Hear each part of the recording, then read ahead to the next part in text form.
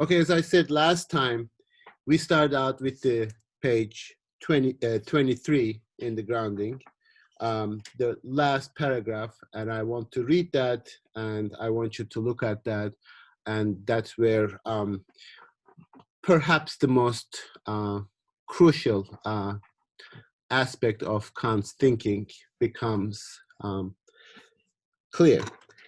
Everything in nature works according to laws. Now let's think about this for a second. Everything is a pretty strong claim. So when I engage in an action, it's in nature.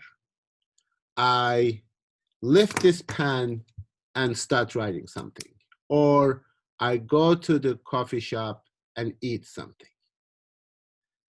These actions themselves that occur in nature also happen according to certain laws. This is crucial to understand in understanding Kant's notion of freedom, because as he will say, is already said in the preface, he said laws of freedom, which for us sounds almost contradictory, because freedom to us appears to be, I can do whatever I want. That seems to be the predominant notion of freedom today. I can do what I please, what I want. Not for Kant. In fact, that comes from a particular kind of ignorance. Namely, you don't know why and according to what laws you want what you want. What you please is not determined by a free will. What you please is determined according to, albeit complicated, psychological laws that you yourself are not aware of. That is crucial to understand. Now, I want to juxtapose this passage on page 23, as I said. I'll read the rest. Everything in nature works according to laws. Only a rational being has the power to act according to his conception of laws, i.e., according to principles, and thereby has he a will. Now, this is juxtaposed. Now, flip back to page 13, when he said, for the will stands, as it were, this is the end of first paragraph. For the will stands, as it were, at a crossroads between its a priori principle. That's according to our conception of the law, which is formal, and its a priori incentive, which is material. Since it must be determined by something, the will be determined by something. It must be determined by the formal principle of volition if the action is done from duty. That's how you connect to the notion of duty. Now, no other creature has a conception of duty because they don't have a conception of law. Now, they might do what they are told to, but not because of an internal sense of duty, but from external fear of punishment or expectation of reward. And in that case, every material principle is taken away from it. So if you put these two passages together, what Kant is trying to say is, when we act, we are always acting according to laws. We cannot really act without the laws. Certain laws that are natural are so complex that are not even given to us. They are not available to us. Now, I don't understand the complex physiological laws that make me eat when I feel hungry. Something is happening in my body, something probably is happening in my brain too. I feel the hunger, I go and eat. Then I think, since I don't know the laws that govern my activity, I say, oh, I'm free to eat. In fact, that is not freedom for Kant. That's, to be a little dramatic, that's just ignorance. You don't know why you are doing what you are doing. You are only free if you act according to a different law. And freedom is not opposed, contradicted by the law, quite the opposite. Freedom requires the law, and the only way that you can be free is if you act according to moral law, not to the laws of nature. That is really crucial in understanding Kant, because I suspect that it really contradicts your everyday understanding of freedom. We hear a lot of people talking about freedom all the time. In fact, we live in the land of the free, blah, blah. So we think that people in the United States have lots of freedom. Like, for example, I have a freedom to give a sort of provocative example is I want to carry guns. That's my freedom. Now, when you do that, you are not really exercising a kind of freedom. You are actually enacting a complex sociological, anthropological laws that in the first place make you think what you think and act the way you do, but also complex psychological laws that you have fear, conception of power, all sorts of natural phenomena that make you do certain things. But that doesn't mean you are free. This is Kant's conception of freedom, and it is the paper topic, your paper topic. I'm going to ask you to explain this very notion of freedom through various concepts that he builds up to this. But the initial projection of that freedom is that it is acting according to moral laws. Now, what you need to understand, demonstrate in your papers, and make your everyday life is, why is it that we are almost always wrong when we define freedom in terms of doing something in everyday life? So I'm making this strong claim, like in the sense that 99% of all the things that you hear about freedom are wrong. So you're talking in lines of like freedom of speech because it is like because like we have like made it be like that is a freedom that you could have or you couldn't have? Well, in the abstract, you can believe in any principle and you can say there is freedom of speech. But when I say something, and that's really most of our problems emerge with respect to freedom of speech, I don't even know why I'm saying what I'm saying. I don't understand the complex psychological, sociological mechanisms that make me have an opinion. I am under the delusion that I created this opinion, which I didn't. I learned it from other people. And because of psychological mechanisms that are at work in my head, I think that I'm exercising freedom, but in fact, I'm merely repeating what other people say. Therefore, a lot of freedom of speech is just saying the same thing again and again, right? I mean, I've never like heard somebody saying even remotely interesting in the name of freedom of speech. I just want to say what other people find, for example, objectionable, disagree, etc. But that doesn't mean I'm free. I am still following complex sociological, social, political, and psychological laws. So yes, freedom of speech as an idea is problematic. Yeah. Does it make sense, or do you want to come back to that, Maya? No, that makes sense. Yeah, thank you. Any other freedom, mostly we think of freedom like doing whatever we want. That's really the problem, right? I want to do something and I do it, and I believe that's free. Oh yeah, sorry. What about like,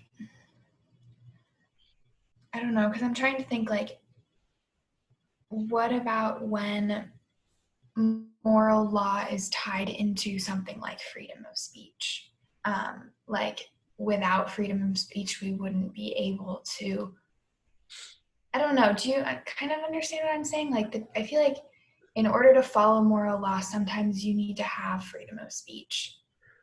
Well, that goes back to what was discussed in the protocol in terms of morality being visible, perceivable, or invisible.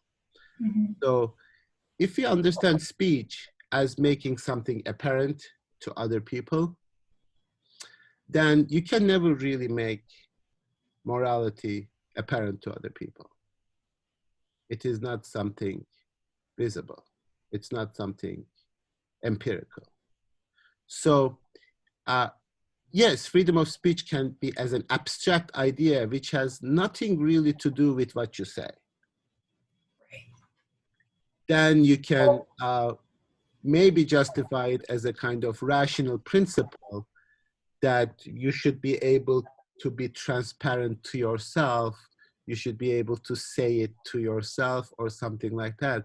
But your will is determined according to duty, where you don't really have the necessity of showing it to anybody.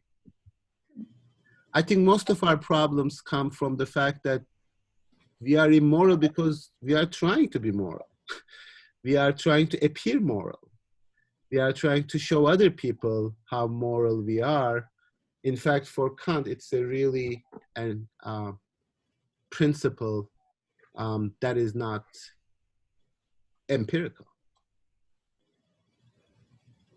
That makes sense. Okay. Now, yeah, go ahead, Isam.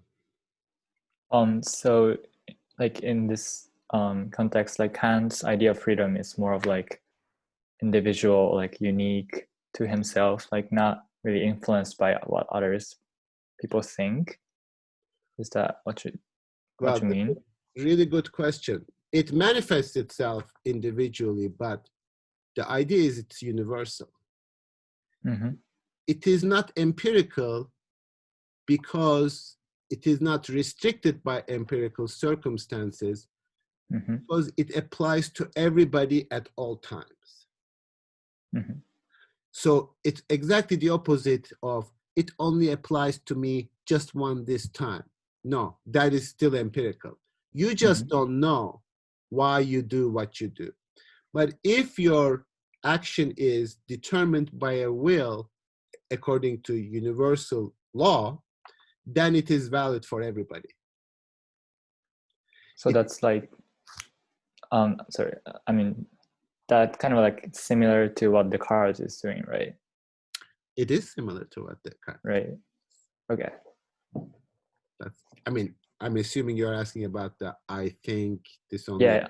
to me. Okay. I mean, like very like unique thing. Yeah, that's. You break up there for a second, but. Oh, okay. Can you hear me?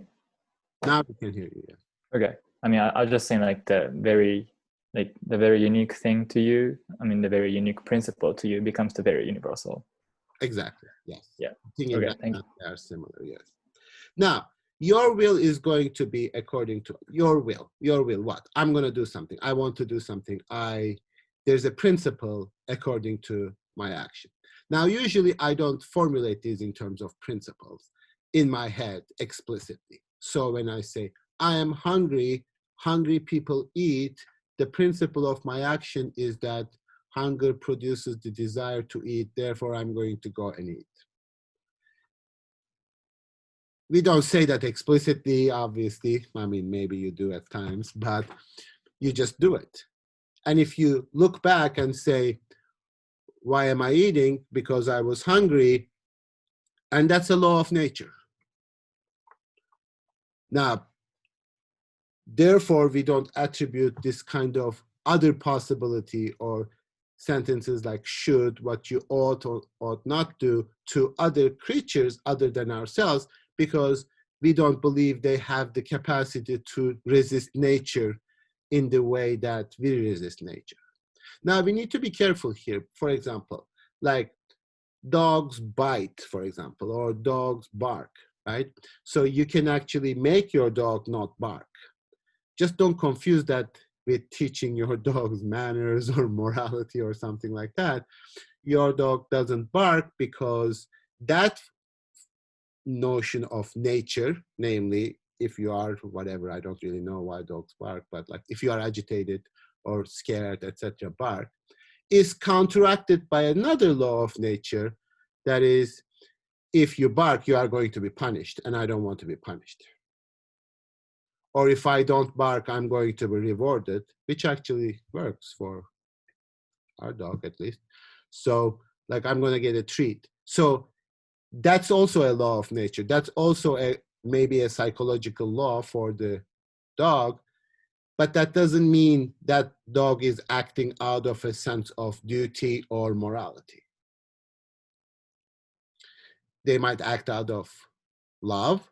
They might love us. Therefore, they might act accordingly. Love itself as a physiological condition is also empirical. It's also natural. You have feelings caused by certain complex psychological mechanisms. So you can't act moral out of love, because what if you don't love? That doesn't apply to universally, and it's an emotion. Now, I want to talk about this, the first part, the protocol, when we were talking about emotions. So I want to pull that up real quickly and share that part with you, if I can. Here. Do you all see that? Okay, so we then went on to discuss how human beings were the only animals with the cognitive capacity for imagination and reason. That's the paragraph, you see that, right? Which allowed us to understand what should and should not be happening regardless of the current situation. We defined logic as a pure form of thinking that cannot be empirically changed, said that the formal aspect of ethics referred to a formal logical approach to practical moral thinking. We discussed the notion of equality, determined that we implicitly base our own beliefs of equality and anti-discrimination on Kant's principles of equality, where no human being is excluded from the dignity of having the capacity to think in a formally logical manner. Imagination is essential to this idea, as it allows us to empathize with others based on rationality and not our emotions. So this is important, and I want to emphasize that, because most of the time when we are talking about morality and the desire to act properly towards other human beings, we invoke emotions.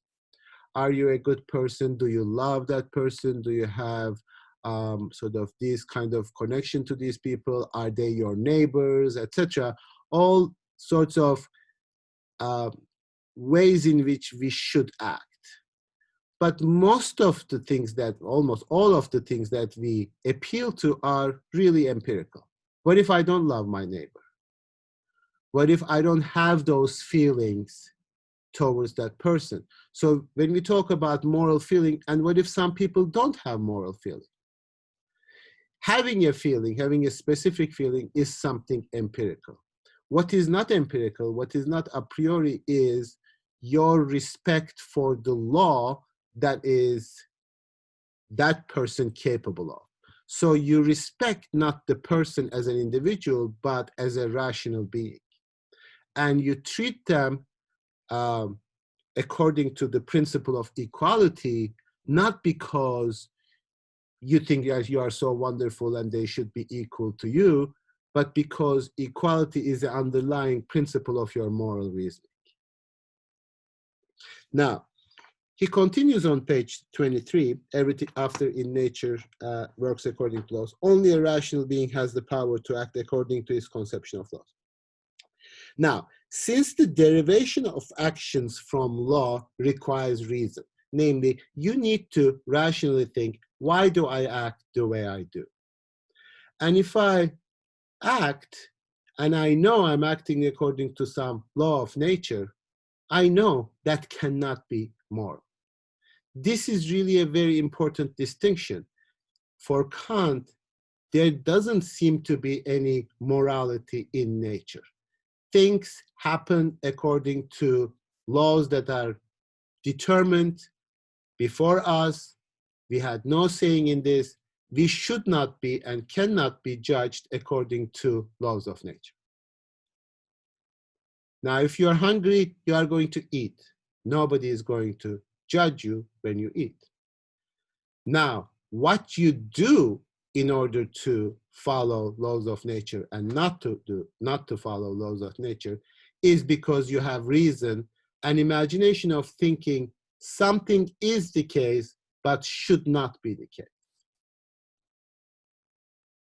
That's the distinction that is only for human beings. I can imagine nature other than or otherwise than it is. That's imagination that I'm using because I have reason. Now, this derivation requires reason. The will is nothing but practical reason. So basically, how should I act? How should I act is really what my practical reason is. If reason infallibly determines the will, which doesn't happen, but if it were, then in this case, such a being actions which are recognized to be objectively necessary are also subjectively necessary. The will is a faculty of choosing only that which reason, independently of inclination, recognized as being practically necessary, as good. But if reason of itself does not sufficiently determine the will, if the will submits to also subjective conditions, which do not always agree with objective conditions, if the will does not in itself completely accord with reason, then actions which are recognized to be objectively necessary are subjectively contingent. Now, and the determination of such a will according to objective law is necessitation. That is to say that the relation of objective laws to a will not thoroughly good is represented as the determination of the will of a rational being by principles of reason, which the will does not necessarily follow because of its own nature. Now, that's pretty clear. I mean, despite all the sort of language. Most of the time, we as a rational being know what is objectively necessary to do. But we don't do it. Because our will is not just always determined by objective conditions, what is right to do. It is determined by our subjective circumstances. And this really poses a very interesting problem for Kant. For example, this was on page 23 going to page 24. So when I act, for example, in a way that I, let's just say, how many of us, like imagine a particular situation, how many of us would,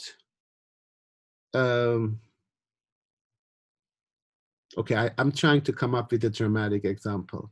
So how many of us, like I give an example, for example, how many people would I be able to hurt? Let's just not say kill, but hurt people in order to preserve someone that I love.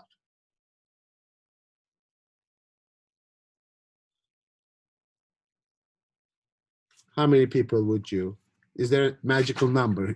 Did you hurt other people in order to preserve people that you love? Like hurting people to protect the ones you love, or just hurting them so that the other one that you love is how like being happy? Well, that's a good question. Either way, I mean, if it makes it easier for you, like how many people would you kill in order to someone that you love should not be killed? Like those sort of familial relations. Like how many people would you sacrifice? I mean, I'm asking this rhetorically, of course.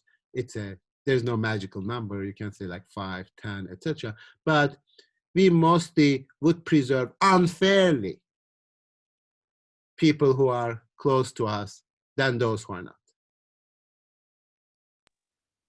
But what I think it depends mostly.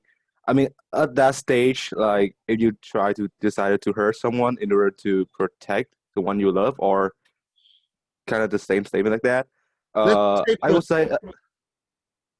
Sorry. Let's just say protect. You want to make your life a little easier. Let's just say in order to protect the one you love. Yeah. So I think people who have some magic number when they are not doing it. because here's the thing, when you are like in that situation that, for example, like you protect someone, and it's so like, for example, it's a gangsters coming at you trying to, I don't know, kill them or rob them. At that time, I don't think logic will be used or will be the dominant force in your mind. It will basically emotions take you over. And I don't say this from personal experience. I haven't done that, but I have watched so many movies when Yeah. Some characters gone berserk after seeing their person they love got hurt, not even killed. And sometimes the body counts can't even just kept increasing because of that. That's a great observation. And what kind of morality or kind of law does that represent? Because it says, if you are hurt emotionally because somebody close to you is hurt, then you can act according to principles that really hurt other people disproportionately. And even like, you don't really need to think of hurt as a sort of dramatic. Like, if somebody makes my daughter cry, for example, like, would I slap that teacher? Or if, those kinds of questions, like, hurt the feelings of my daughter, then what is the principle of my action? If somebody hurts something close to you, then you should act in a way, blah, blah. Now, that in and of itself is a subjective principle. At some rational level what you should not do, because not everybody whose daughter or like the close one should get hurt should act in a certain way, but you nevertheless do it. Therefore, Kant says we don't always and cannot always determine our will, as Dai was saying, according to objective principles. We mostly actually determine it on subjective principles. But the problem is when we propose these subjective principles as moral, then we really lose sight of what morality is. We are acting out of a very basic law of nature, maybe even related to survival, that protect the ones that are close to you. Protect your family. Protect the people that you love. That is a law of nature, not a law that we made. That action is not moral. It is tribal, maybe, it is instinctual, maybe, it is natural, maybe, but not more.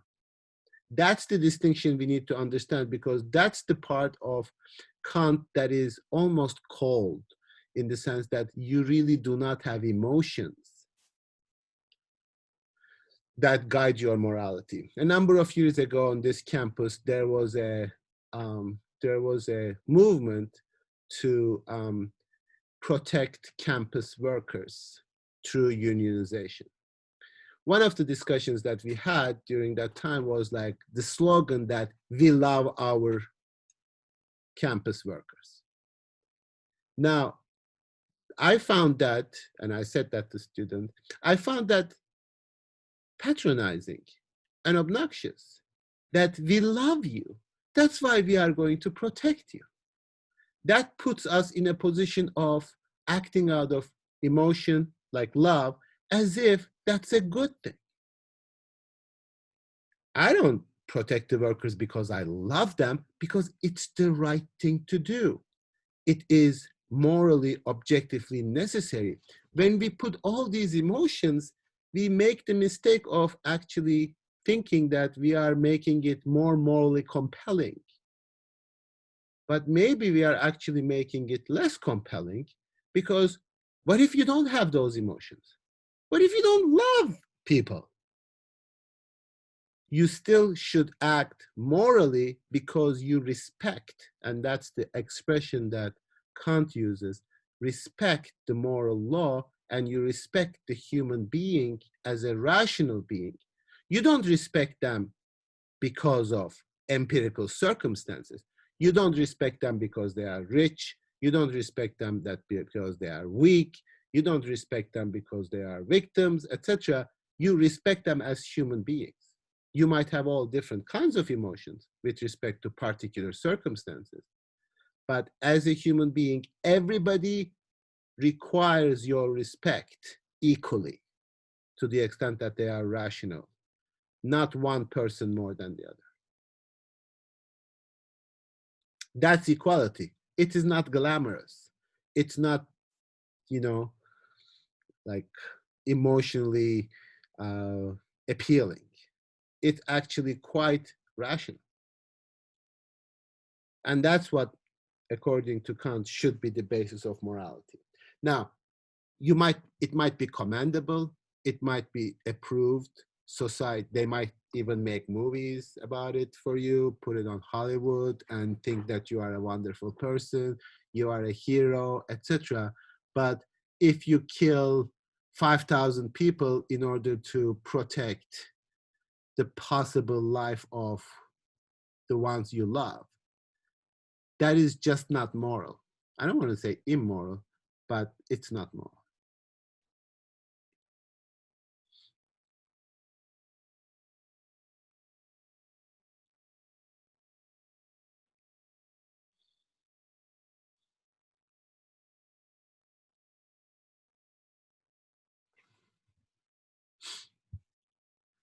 Any comments, questions, problems with the text? So I'll just read the next because we are moving towards that. The representation of an objective principle, insofar as it necessitates the will, is called a command. You should do this. That's the notion that is implicit in the notion of duty. You should do it. And the formula of the command is an imperative. So command and imperative are two terms that he defines that are going to be in your papers. So I'm just trying to explain. You always rationally know what to do at some level, but since you have subjective principles that intervene into that, so you are not a perfect moral being, you need an imperative to tell you what to do.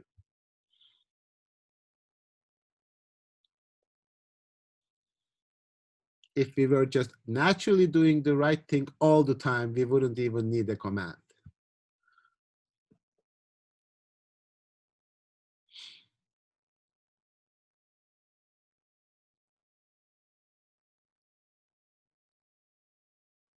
Right. So like, what's the difference between like command and the imperative? The formula, the way in which it is expressed, Yeah. what the command is imperative. I mean, Okay. just a technical, like says command of reason, like internally, reason is telling you what to do, Mm-hmm. and it is okay. expressing it in the form of an imperative. I see. So at some point, it is like, to give an empirical example, which is misleading, but thou shalt not kill. As a command, you should not kill. And so there is an imperative that tells you thou shalt not kill. Okay.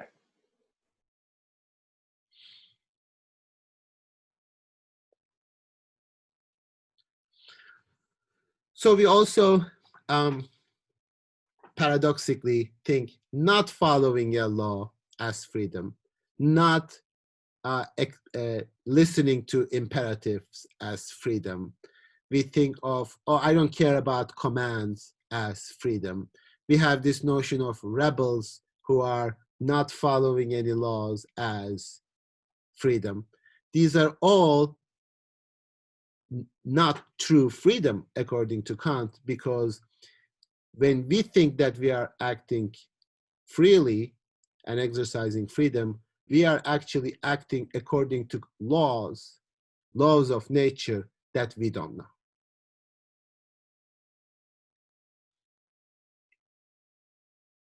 Now, only you, according to Kant, have the ability to know why you are doing what you are doing. But unfortunately, as you read Kant, you become suspicious that maybe sometimes I don't even know why I'm doing what I'm doing. So this is particularly very interesting in the domain of the politics, because politics, initially at least under the democratic theory, operates according to the assumption that you know your interests and you vote, make preferences with respect to your interest. But if you look at the political landscape of the United States, almost everybody, not all everybody, but almost everybody is voting not in line with their interests.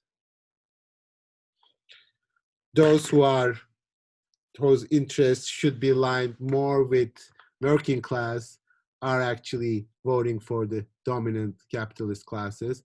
And those of us who are straightly in dominant class are voting for against our interest. So people, let's just give an example, or I don't know, I can't think of any. People who are not supposed to vote for Trump are voting for him. And those who are not supposed, or are supposed to vote for Trump are not voting for him. Which is really interesting, because if you really admit to yourself at some point, some of us actually really in line with Trump's interests, especially in this school, in this tax bracket, etc. So we don't always know why we do what we do. Therefore, Kant is aware of this and not necessarily asking, oh, you should always act according to objectively necessary laws. Your will is and can be determined by laws of nature. And he has a very broad understanding of what laws of nature are. So that includes not just like physical laws in terms of laws of physics, etc. When I act, when I feel something, when I feel love. Now, I don't want to reduce the notion of love to chemical interactions, etc. But something is happening in your brain.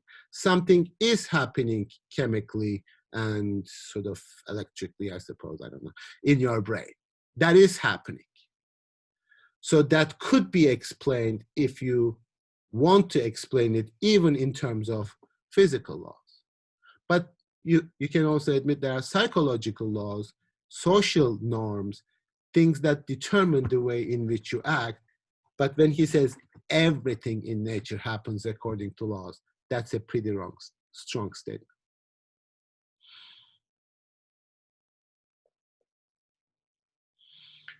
So you have this particular desire to appear to be strong.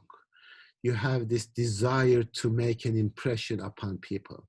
You want to show people how powerful you are, and that gives you some kind of psychological satisfaction. Therefore, you carry a gun. And then you think, oh, carrying a gun is freedom. In fact, this is you following laws of nature pretty strictly.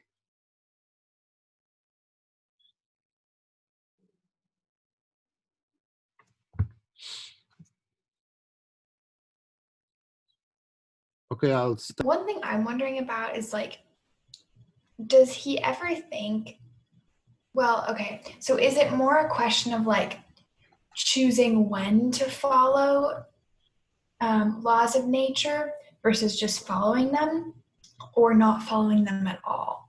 I guess I understand it would be not following, like choosing when to more, because like obviously when you're hungry, you're going to eat. But like, as compared to like carrying a gun, like those two are very different. Well, yes. Yet, when I'm hungry and if I have food, I eat it. But what is it that I can do or should do if I'm hungry and cannot find food? Mm-hmm. So, yes, we have laws of nature. They do govern us.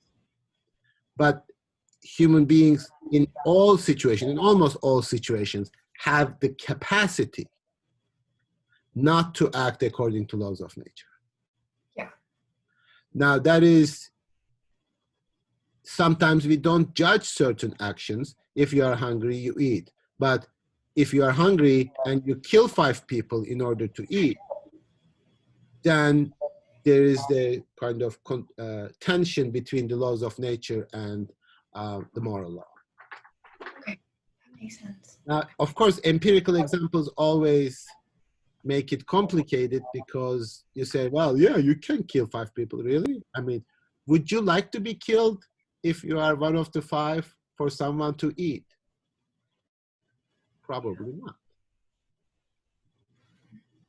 And a lot of, I mean, we are going to talk about the specifics of this in terms of how you should treat other people according to moral law and to respect the reason in every person, never use a person as a means, but always as an end.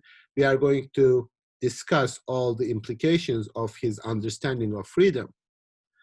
But basically, we find ourselves always in a situation of thinking and figuring out whether, and that somebody said that, maybe it was Riley last time, or was it you, Nolia? I don't remember, like the golden rule. Like, yes, we don't really want to be treated as merely a means. So when you are living in a society, you do understand this society or any society is not really based on principles of morality. They are based on principle of expediency and principles of survival, principle of like circulation of goods and services, but it's not really based on morality because we are always used as a means for an end, especially in like the post-industrial capitalist societies. We are just means. Now, I guess, I mean, I don't know what Kant would say, but I guess it's okay, but at least don't pretend that it's a moral society. I think for me, the most important appeal of Kant is to cut through all the emotional and pathological kind of desire to justify what you are doing in terms of morality. Just don't call it moral, at least like have, at least it is honest. It is not going through all that rhetorical device of justifying something on the basis of morality.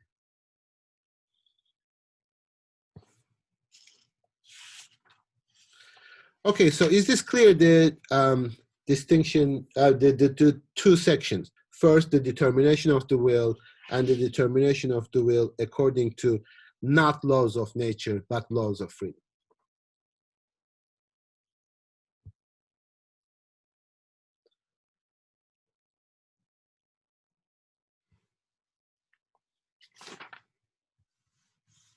So I have a question. Sure.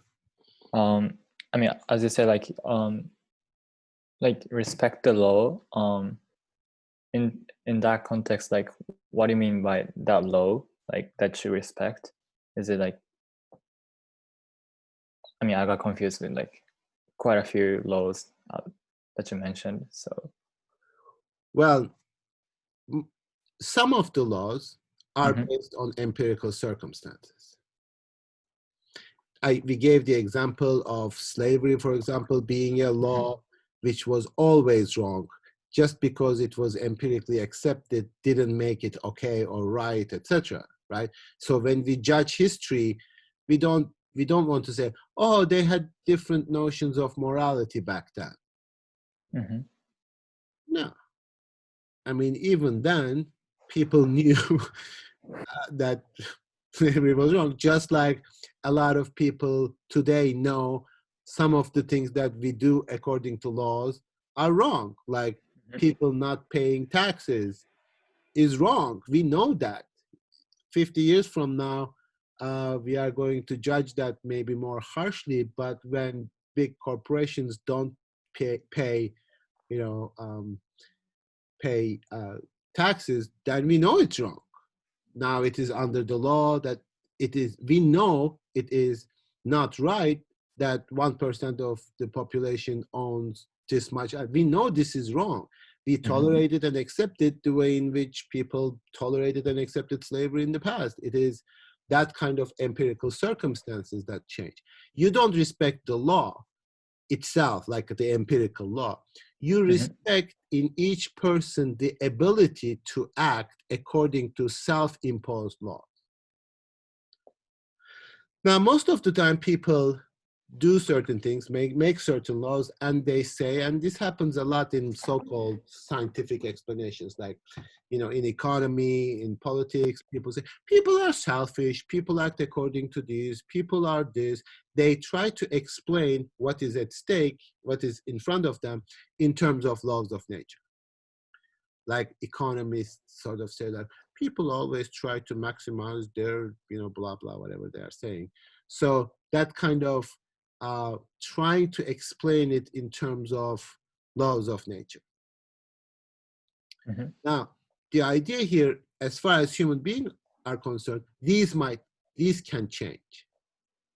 This can be different. People were considered to be greedy and not greedy, maybe greedy, make it cooperative. I mean, you can go online and read 5 articles on this side, 7 articles on that side, blah, blah. But what I respect in the person is that you can determine the will according to your own conception of what should be the case, not what is the case. It might be the strongest law of nature that greed determines how we behave. I still respect you because you have the capacity not to act according to greed, but according to your conception of law. So we try to make human beings natural and sort of try to base everything on that, like, oh, it is natural for us to do that. It's like, it doesn't say anything. It's also natural for us to eat each other. It's also maybe natural for us to, like, I don't know, do crazy things, etc. But we don't do it. And maybe that's really not a good explanation, because a lot of things that we do are not natural. It's symbolic, it is cultural, it is contextual, historical, and we don't act according to laws of nature. And that's why we deserve respect. You can love your animal, but you don't respect them, I guess, because they can't be other than what they are. They can't behave other than the way they do. Okay, yeah, that makes sense. So lawfulness, respecting the law, is you as a rational being have the capacity to act according to your conception of the law. You can give a law unto yourself. You respect that, not the specific law itself. Then you respect people based on that law, right? That on principle. Their capacity, yes. And in fact, I mean, this is the sort of paradox. Like whenever, like, oh, I love you and I empathize with you. I don't hold you responsible because your circumstances really determined you the way they did. Now that might establish a good relationship among human beings, fine, whatever, but that's not moral, that's not respect. That's actually disrespect to the person, saying that you are just determined by your circumstance. You are just like any other creature in the world that has to be governed by laws of nature. So when I say, I understand you, which is a great thing for friendship, etc., but it's a terrible thing for respect and morality, because you are telling the person you don't even have the capacity to be otherwise. Now, of course, you should be human. Obviously, we live in a society. You should not be harsh upon other people, etc. But you should always try to get them see the respect in the person in terms of following different laws, different circumstances. I mean, different than circumstances in acting in a certain way. Okay. So this is like, again, a kind of very complex structure in the United States. We all are afraid of being judged. And it's almost like I hear this all the time, like, I don't want to be judged. I don't want to judge anybody. We always have this fear of judgment. And we organize our relationship with each other in terms of not judging the other person. Now, of course, you should not judge their specific circumstances because they didn't create them. But you always judge them as being capable of acting differently than their circumstances. Therefore, you respect them. I mean, judging, like, if not, like, you shouldn't obviously judge harshly and terribly, but judging somebody is actually respect.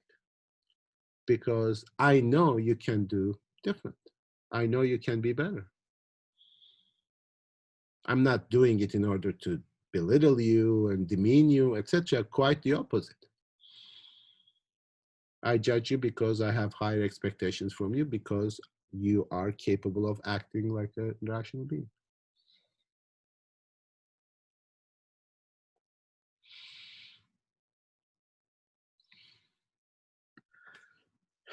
Okay, so there are two, and this will follow from the logic of this whole structure. So there are imperatives. He says there's hypothetical imperatives and categorical imperatives. Hypothetical imperative is what he calls later as rules of skill and counsels of prudence. And they are usually expressed in terms of if-then sentences. If you want to be able to play the guitar, do this. Now, do this part is the imperative, but it is a rule of skill, and it is always hypothetical to a condition. Do this, but what if I don't want to play the guitar? Then I don't have to do any of these things, right? Or counsels of prudence. If you want to get a good grade in this class, speak during the sessions. This is a counsels of prudence. Or, you know, if you want to be successful in life, don't insult people too much in public, right? Now, these are, again, hypothetical imperatives because it is based on the hypothesis that you actually want to do the if statement. So what if I don't want to be successful? What if I don't want to get a good grade in this class? Then the imperative doesn't apply to me, right?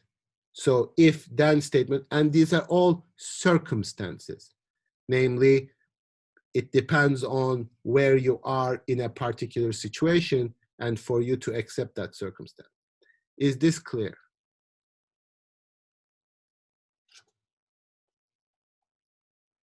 Any questions about this? If I ask you on Thursday, explain rules of skill, counsels of prudence, and commands of morality.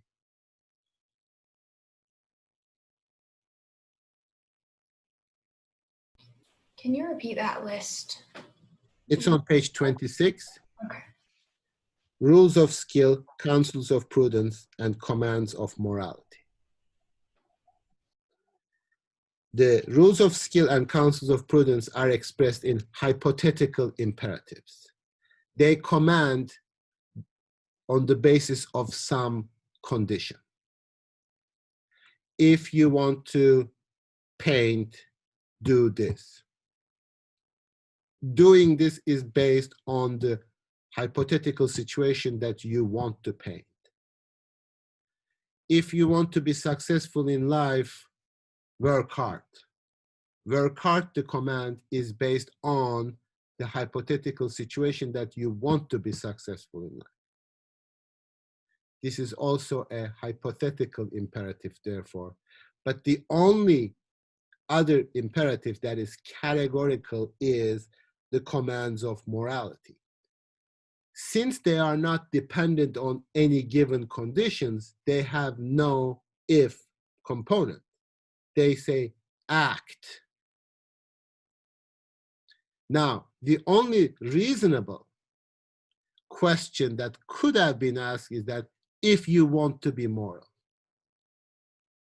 But morality is not contingent on you wanting it. Therefore, for Kant, there is really no higher reason for morality that can be produced. if you are asking, why should I be moral? For Kant, that's the same question of why should I be rational? That is the highest of human capacity that cannot be explained in terms of anything else. Because when you explain it in terms of anything else, you are making that anything else superior to morality. So when you say, if you want to be successful in life, act morally. If you say something like that, then you are making being successful higher than morality. But for Kant, morality is the highest good, unconditional good. It can never be explained. So if somebody asks me, why should I be moral? I have no answer.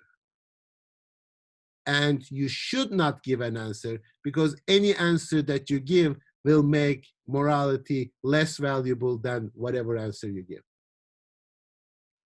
So for Kant, that's not even a rational question anymore, in the sense that, why be moral? Well, and you see then, if people act morally in order to be successful, more profitable, more sort of popular, you know, for them, morality is not the highest value. And you know, rationally, actually, that what they are doing is not moral. It is beneficial, it is prudent, maybe, you know, Google becoming carbon footprint free or something like that. These are all not moral. These are self-serving principles that you are using morality in order to give an impression.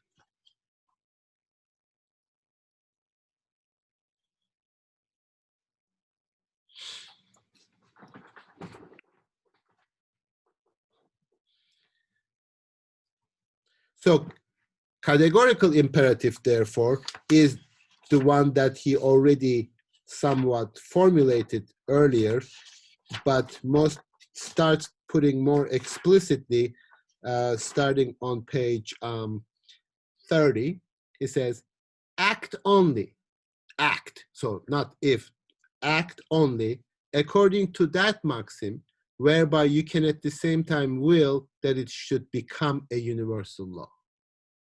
So what the universal law says is always act according to your conception of the universal law, but never tells you the content of that universal law. You have the reason to be able to apply that to your actions. He leaves it entirely up to you. He doesn't say do not lie. Never says do not lie. But if you act according to the maxim, you can at the same time become a universal law. You as a rational being know you cannot lie.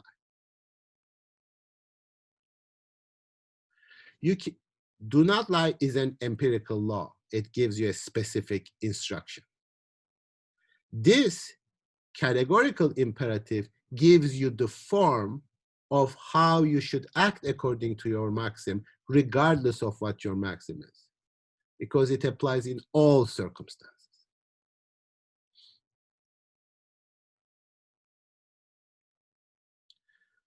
Now, of course, this doesn't give us like just an easy way to, oh, give me something to be moral. You can't. It's really up to the rational being to think through this and think of categorical imperative, and you can only know why you are doing what you are doing. So morality is pretty difficult, therefore it's so valuable. And the beauty of it is that nobody has to know. Don't feel the burden that you give the impression of being a moral person. I mean, that's actually my sort of strategy, as I said before. If somebody is trying to be moral, it's like, yeah, no. There's something like, you are trying too hard. I mean, if you are like comfortable with yourself, you would not be anxious to give that impression to other people.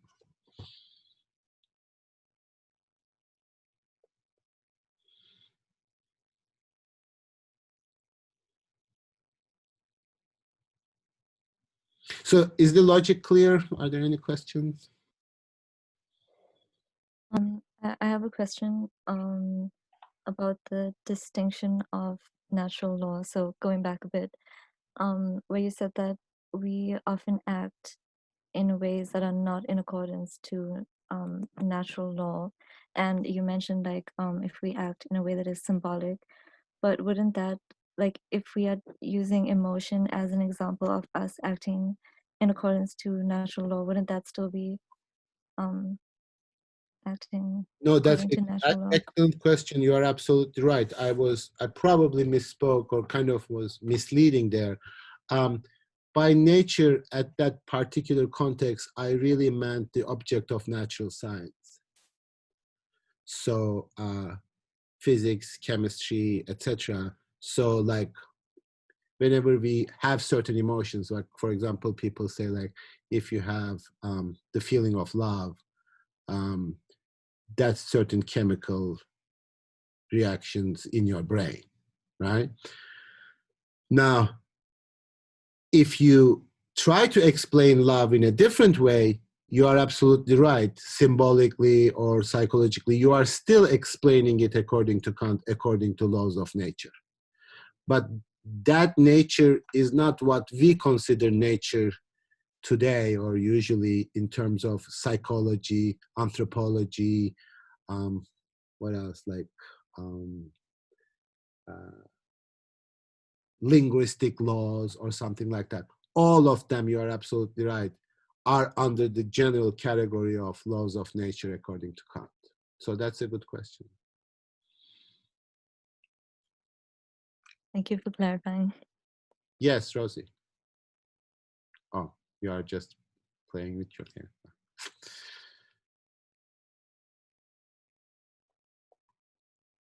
And there are certain explanations of morality as if it is something natural, because it really sort of says people act according to certain laws because they want to live together. They want to survive. And all this kind of naturalistic explanation of morality according to Kant doesn't explain morality. It explains certain laws of nature. Namely, human beings want to survive, share, division of labor, etc. But morality is something rational, and it is based on this idea is whatever is in front of me, I can always say that should not be the case, that should be different.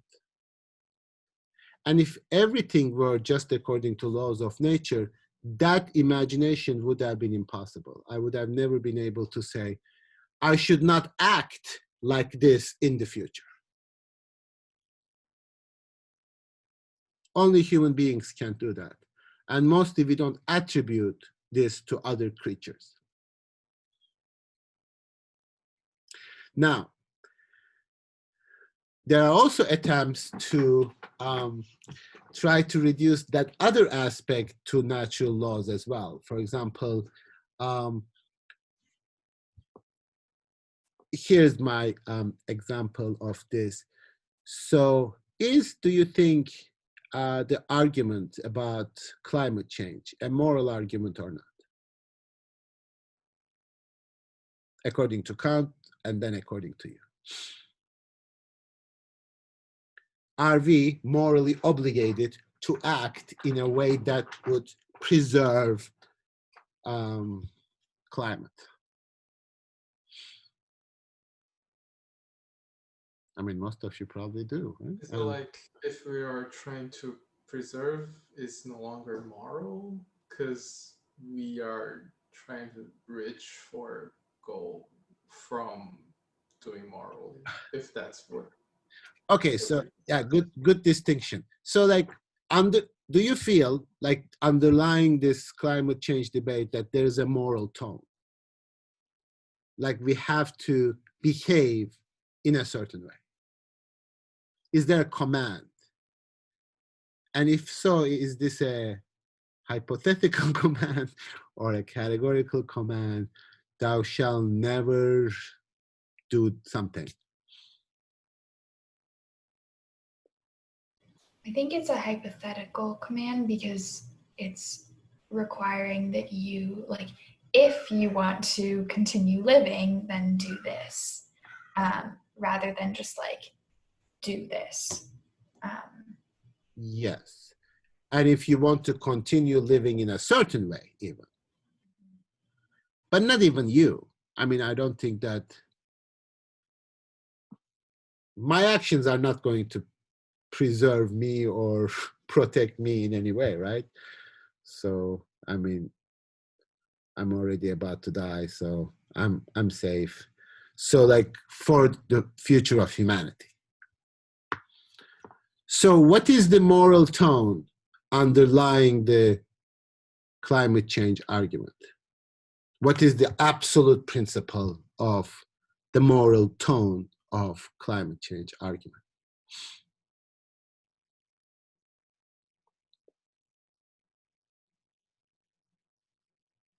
What is the ultimate principle here? I mean, you touched upon that, Nolan.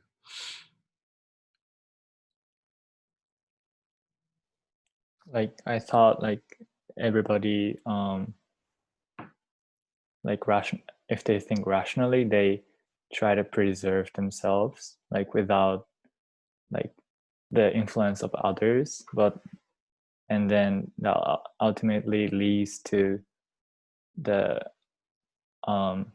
prevention of climate change, because that matters to their very own self. Okay, no, that's it. That might be the only possible way of like not committing suicide argument that Kant had at the beginning, despite all the sort of horrendous circumstances. But when you articulate the morality or underlying the climate change in terms of preserving human kind, that still makes us the highest end. But not just us as rational beings, but us as natural beings. Like we believe that we are above and beyond everything. We are the ultimate value. Which, while rationally a sound principle, empirically turns out to be a pretty destructive principle. So this is the kind of tension that I want you to think about, because Kant sounds great, like we are like rational, we are the kingdom of ends, etc.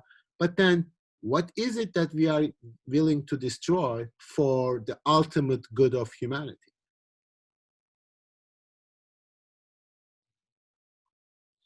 Is it possible to think like, yes, maybe humanity should disappear such that nature would continue to, I mean, it will continue anyway. I mean, this is all regardless, it's going to happen anyway. So it might be in a different state of being than maybe what we imagine.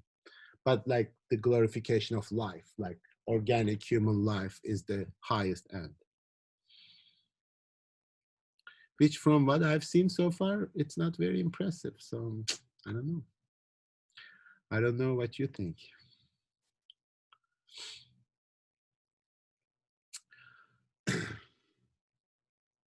Okay, so please reread the section 2 for Thursday.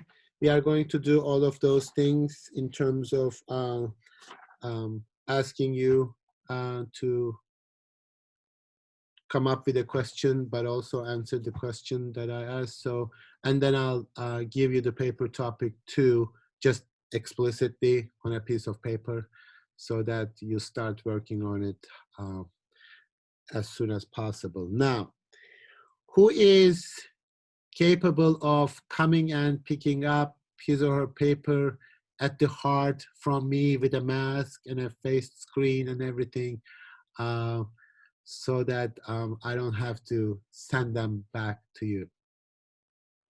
Rosie, Erin, Geneva, okay, Josh, Connor, Kevin, Cool. Okay, good. So I'll just grab the papers and go to the hearth and sit on one of those like white chairs. I'm gonna be cold, so don't be too late. Um, come and pick up your paper and ask me if you have questions from 6 feet apart. And then for the rest of you who are either not on campus or in quarantine, etc., I'm going to send your papers to you sometime today.